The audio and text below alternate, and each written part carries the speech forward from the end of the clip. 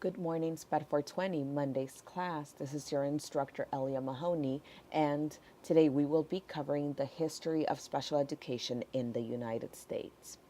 For today's objectives, I am going to go ahead and contextualize disability in society, and we are going to look at how it was contextualized in the past and how it is being done so today. We will also be discussing the evolution of thinking as it relates to disability, and we are also going to uncover bias as it relates to special education. Before I continue any further, I went ahead and uploaded the notes on Canvas. So if you go to your Canvas page and click on week 2, you will notice Class 2 notes have already been uploaded. Also, you will need to download this fillable timeline right here. And it is going to, and this is optional completely if you only want to do it, but we will be covering over a lot of dates and events that happened in the past. So if you feel that you need something along the lines of, basically a graphic organizer to help you organize the dates, this is something that you are more than welcome to download. If not, you can go ahead and take notes on your own. Okay, I believe we are good and ready to get started. So let me go ahead and minimize that and go to my next page. Okay, next slide. So for this slide right here, hopefully everyone already went ahead and did the reading resistance reading that I assigned. So what you are being asked to do is to read over these 2 questions, and then you will go ahead and write a response and upload it on Canvas. If we visit Canvas again, you will notice reading resistance. The link is already up there where you can go ahead and click, and the 2 question prompts are here. And they're the same ones that are on this slide. Okay? So the responses do not have to be super long, but I'm just looking for coherent, concise responses that really honestly answer these 2 questions. The first one being, has anything changed in your mind after reading this chapter? And second, are there thought processes or practices that you see in schools today that exemplify the practices from this chapter? So if you would like to pause the recording now to go ahead and answer these questions, you're more than welcome to do so, or just make a note to yourself that you need to go ahead and answer these questions and again upload it onto Canvas. Okay, let's go to our next slide, and this is the part where you will need that fillable timeline. Again, optional. If you feel like you just want to take notes on your own, you are more than welcome to do so. So let's go ahead and get started. We are actually, we'll start our timeline in 427 BC with the early eugenics attitudes that took place in Greek and Roman cultures. So during this time, it was thought that all intelligence was present at birth. All people who were born with a perfect, or excuse me, all people were thought of as being born with perfect abstract ideas and language in their minds, but they only required time to demonstrate their intelligence. However, if anyone was born without speech or anything that affected it, traditional means of communication, they were not thought of as being intelligent. So this is going to be really important when we move on throughout history, but it's really interesting that without speech, you were not thought of as being someone that was intelligent, and you were considered basically an idiot. Okay.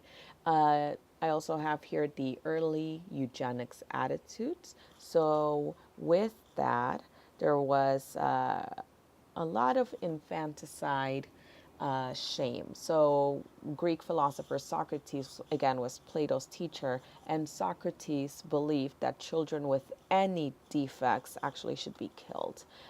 He felt that uh, during that time, there were specific Spartan elders that would inspect newborns after they were born, and they ordered anyone who was not well built or sturdy to be killed. And this was basically done through a variety of means, basically leaving them in the hills or mountains to be killed by exposure. So, overall, though, both the Greeks and the Romans marginalized people with disabilities, and they considered them actually a burden on society.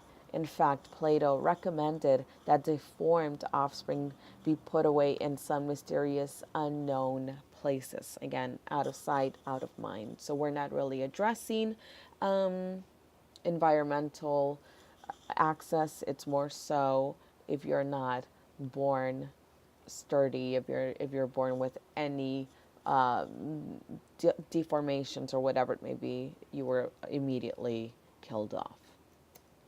Okay, that brings us to feudal and medieval Europe.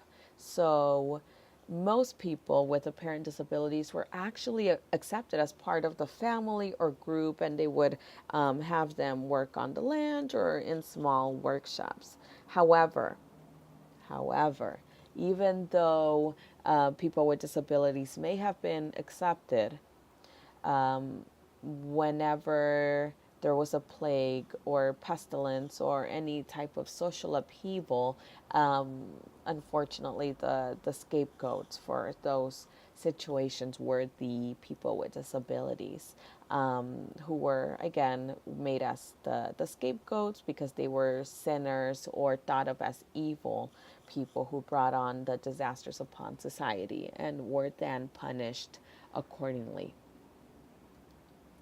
That then brings us to the 1500s. So that we have here Pedro Ponce de Leon, who's a Benedictine monk, and monks were actually commonly used as not were used. They actually, because they had a vow of silence, commonly used and invented signs to basically circumvent these vows. And but as I mentioned earlier during this lecture, those who were thought of as not having speech were not thought of as being intelligent. So to actually create a way to bypass their vow of silence went again contradicted basically the belief that speech was a sign of intelligence. But with Pedro Ponce de Leon, he actually taught the deaf sons of Spanish nobility that were deaf. And he did so, though, in the hopes of trying to inherit property. And although there was an emphasis on speech, he did share his manual signs that he had created, again, to help these children of the Spanish nobility to communicate. Okay? Then in the 1600s, we have the deaf and hearing signing population on Martha's Vineyard. So before Martha's Vineyard became known as a summer escape for the affluent, it was actually rich with deaf population. Some early vineyard settlers actually carried the gene for deafness, and over years of marriage and generation after generation, many were born with hearing loss. At one point at Martha's Vineyard, 1 in 4 children were born deaf. So there were so many deaf people on the vineyard, and most of the deaf actually lived in Chilmark, that residents actually developed a sign language, and it was known as Martha's Vineyard Sign Language, or MVSL.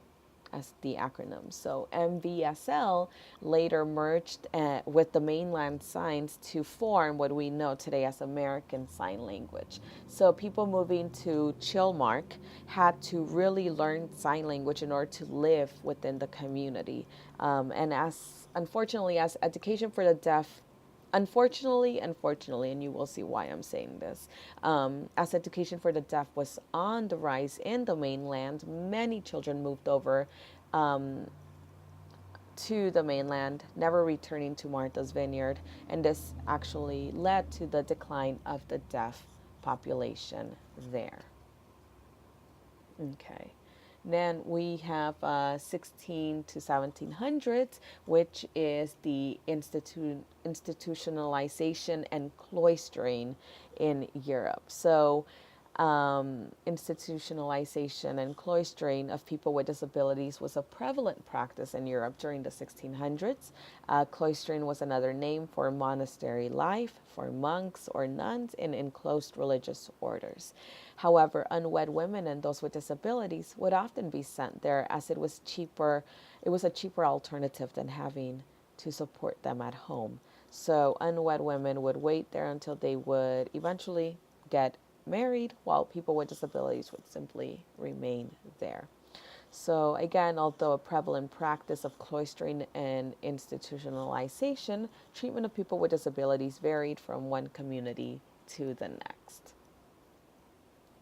Okay, then that brings us to 1752, where the Pennsylvania hospital begins admitting quote unquote disturbed patients.